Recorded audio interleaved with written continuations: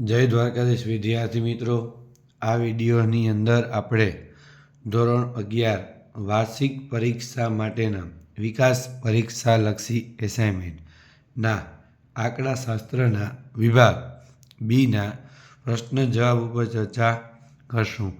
બીજું તમને કહી દઉં મિત્રો કે જો તમે હજુ અમારી ચેનલ સબસ્ક્રાઈબ ન કરી હોય તો સબસ્ક્રાઈબ કરો, વિડીયોને લાઈક કરો અને શેર કરો, જેથી તમે અમારા આવનારા વિડીયો પણ મેળવી શકો. ઓકે મિત્રો, આંકડાશાસ્ત્રની અંદર વિભાગ બી, જેમાં પહેલો પ્રશ્ન છે, રોયલ આંકડાશાસ્ત્રીય સંગઠનની સ્થાપના કયા શહેરમાં થઈ હતી? તો જવાબ આવશે મિત્રો, રોયલ આંકડાશાસ્ત્રીય સંગઠનની સ્થાપના લંડન શહેરમાં થઈ હતી. બીજું, ગૌણ માહિતીના મુખ્ય પ્રાપ્તિ સ્થાનો જણાવો. તો બે પ્રાપ્તિ સ્થાનો છે મિત્રો, પ્રકાશિત અને બિન પ્રકાશિત માહિતી. ત્રીજો, યુનિવર્સિટીના પીએચડી મહાનિબંધ કયા પ્રકારની માહિતી છે? તો યુનિવર્સિટીના પીએચડી મહાનિબંધ બિન પ્રકાશિત ગૌણ માહિતી છે. ચોથું, પ્રત્યક્ષ તપાસની રીત ક્યારે અનુકૂળ છે? તો તપાસનું ક્ષેત્ર મર્યાદિત હોય ત્યારે પ્રત્યક્ષ તપાસની રીત અનુકૂળ છે. પાંચમું, સંખ્યાત્મક માહિતી વ્યાખ્યાયિત કરો. તો સંખ્યાત્મક ચલ પરના અવલોકનોના સમૂહને સંખ્યાત્મક માહિતી કહે છે, જેમ કે કારખાનામાં કામ કરતા કારીગરના માસિક વેતનની માહિતી. છઠ્ઠો પ્રશ્ન, ભારતીય આંકડાશાસ્ત્રીય સંસ્થાના સ્થાપક કોણ હતા? તો ભારતીય આંકડાશાસ્ત્રીય સંસ્થાના સ્થાપક ભારતના જાણીતા આંકડાશાસ્ત્રી પ્રોફેસર પી.સી. મહાલનોબિસ હતા. બીજું પ્રકરણ, એની અંદર પહેલો પ્રશ્ન છે, ટકાવારી વિભાજિત સ્તંભાકૃતિનો મુખ્ય ઉદ્દેશ જણાવો.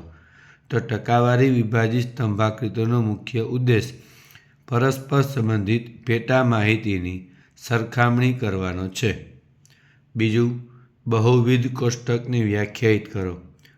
તો માહિતીના એક કરતાં વધુ ગુણધર્મોને ધ્યાનમાં લઈ વર્ગીકરણ કરવાથી મળતા કોષ્ટકને બહુવિધ કોષ્ટક કહે છે. ત્રીજું, કેવા કોષ્ટકને શ્રેષ્ઠ કોષ્ટક કહે છે?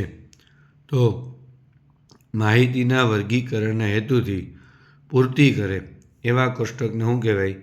શ્રેષ્ઠ કોષ્ટક. ચોથું, વર્ગીકરણના પ્રકારો જણાવો. તો જવાબ આવશે મિત્રો, સંખ્યાત્મક વર્ગીકરણ અને ગુણાત્મક વર્ગીકરણ.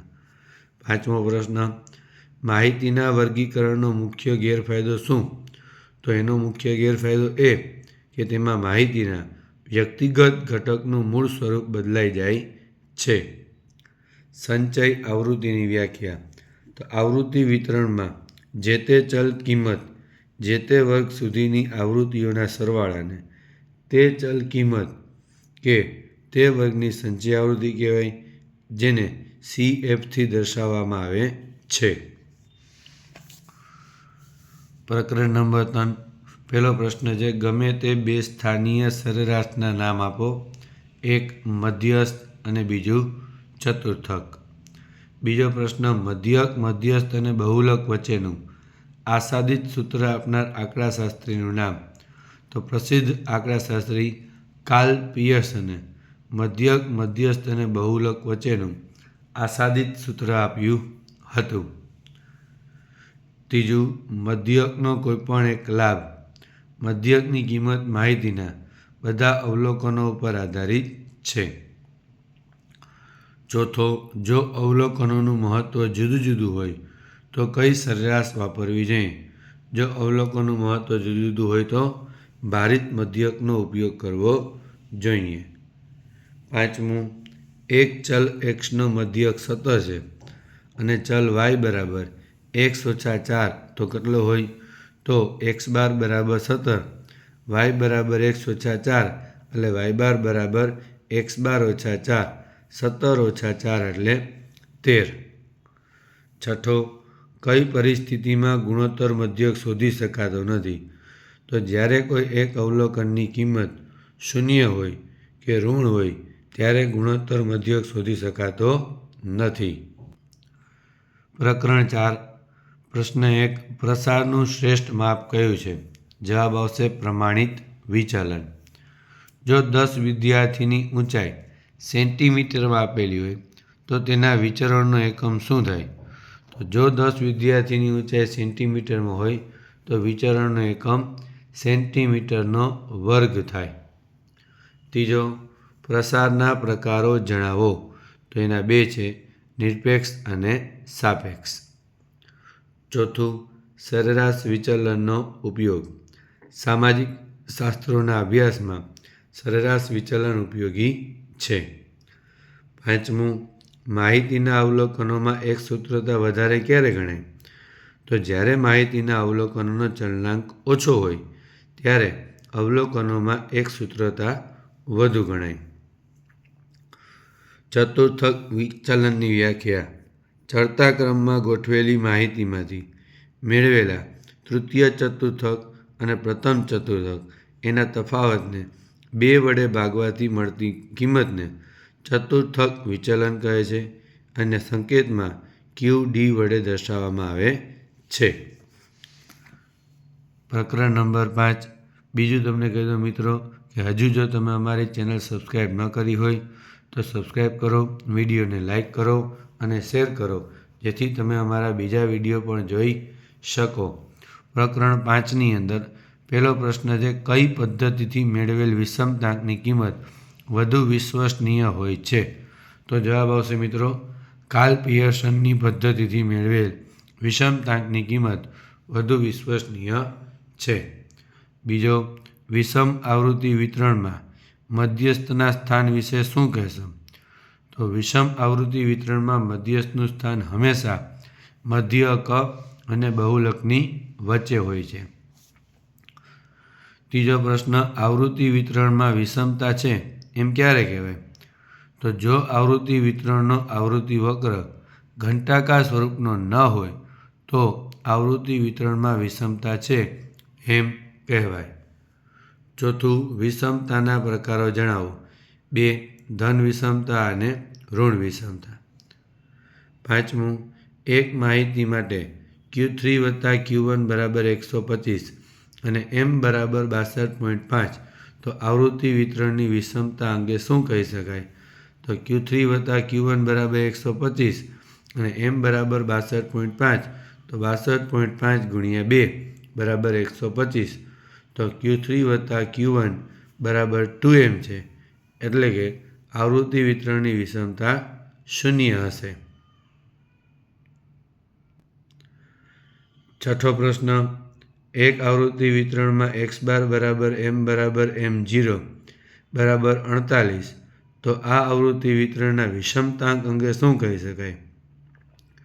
તો એક આવૃત્તિ વિતરણમાં x બાર બરાબર m બરાબર m0 બરાબર 48 હોય તો આવૃત્તિ વિતરણનો વિષમતાંક 0 થાય અને આવૃત્તિ વિતરણ સમમિતતા ધરાવે છે. પ્રકરણ 7. પહેલો પ્રશ્ન, ક્યારે પદિક નિદર્શ પક્ષપાતપૂર્વક હોઈ શકે છે? તો જો કોઈ છુપા આવર્તનનો ગાળો અને નિદર્શન અંતરાલ સમરૂપ થઈ જાય તો પદિક નિદર્શન પક્ષપાતપૂર્વકનું હોઈ શકે છે. બીજું, નાશવંત નિદર્શનનું ઉદાહરણ આપો. ઇલેક્ટ્રિક બલ્બના આયુષ્યની તપાસ નાશવંત નિદર્શનનું ઉદાહરણ છે. જે નિદર્શનમાં સરખા અંતરે રહેલા એકમની પસંદગી કરવામાં આવે એને કયું નિદર્શન કહેવાય? તો જે નિદર્શનમાં સરખા અંતરે રહેલા એકમની પસંદગી કરવામાં આવે એને પદિક નિદર્શન કહેવાય. ચોથું, સ્તરિત યાદચ્છિક નિદર્શનનો ઉપયોગ કયા સંજોગોમાં વધુ યોગ્ય ગણાય છે? તો સમષ્ટિ વિસમાંગ હોય એ સંજોગોમાં સ્તરિત યાદચ્છિક નિદર્શનનો ઉપયોગ વધુ યોગ્ય ગણાય છે. પાંચમું, સરળ યાદચ્છિક નિદર્શન પસંદ કરવાની રીતો. 2, લોટરીની રીત અને યાદચ્છિક સંખ્યાઓના કોષ્ટકની. છઠ્ઠો પ્રશ્ન, સમષ્ટિ તપાસ એટલે શું? સમષ્ટિના બધા એકમોની માહિતી મેળવવામાં આવે તેને સમષ્ટિ તપાસ કહે છે. પ્રકરણ 8. પહેલો પ્રશ્ન, વિધેય વ્યાખ્યાયિત થવા માટેની જરૂરી શરત. તો વિધેય વ્યાખ્યાયિત થવા માટેની જરૂરી શરત એ છે કે વિધેયનો પ્રદેશ ગણ A અને સહપ્રદેશ ગણ B બંને ખાલી ગણ ન હોવા જોઈએ. બીજું, અનેક એક વિધેયની સાંકેતિક વ્યાખ્યા. ધારો કે f જ્યાં A વિધેય B છે. જો પ્રદેશ ગણના બે ભિન્ન ઘટકો x1 ને x2 માટે fx1 બરાબર fx2 થાય તો વિધેય f ને અનેક એક વિધેય કહેવાય. ત્રીજું, અચળ વિધેયની સાંકેતિક વ્યાખ્યા. તો ધારો કે f જ્યાં A વિધેય B પ્રદેશ ગણના પ્રત્યેક ઘટક x1 x2 x3 માટે સહપ્રદેશ ગણ B માં માત્ર એક જ પ્રતિબિંબ મળતું હોય, અર્થાત fx1 બરાબર fx2 બરાબર fx3, તો વિધેય f ને અચળ વિધેય કહેવાય. ચોથું, વાસ્તવિક ચલના વિધેયને વ્યાખ્યાયિત કરો. તો જે વિધેયના પ્રદેશગણ અને સહપ્રદેશ ગણ બંને વાસ્તવિક સંખ્યાઓ r ના ગણ હોય તો એવા વિધેયને વાસ્તવિક વિધેય કહે છે. પાંચમું, વિધેયના પ્રદેશ અને સહપ્રદેશની વ્યાખ્યા. તો ધારો કે f જ્યાં A વિધેય B તો ગણ A ને વિધેયનો પ્રદેશ ગણવામાં આવે છે. એને સંકેતમાં df વડે દર્શાવવામાં આવે છે. સહપ્રદેશ. ધારો કે f જ્યાં A વિધેય B છે તો ગણ B ને વિધેયનો સહપ્રદેશ કહેવામાં આવે છે. છઠ્ઠો પ્રશ્ન, એક વિધેયની સાંકેતિક વ્યાખ્યા આપો. ધારો કે f જ્યાં A વિધેય B છે. જો પ્રદેશ ગણના બે ભિન્ન ઘટકો x1 ને x2 માટે fx1 બરાબર નથી fx2 તો વિધેય f ને એક વિધેય કહેવાય. પ્રકરણ 9. એક ગુણોત્તર શ્રેણીમાં સામાન્ય ગુણોત્તર 1 અને S8 બરાબર 24 હોય તો પ્રથમ પદ શોધો. r બરાબર 1 તો Sn બરાબર શું થાય? n × a.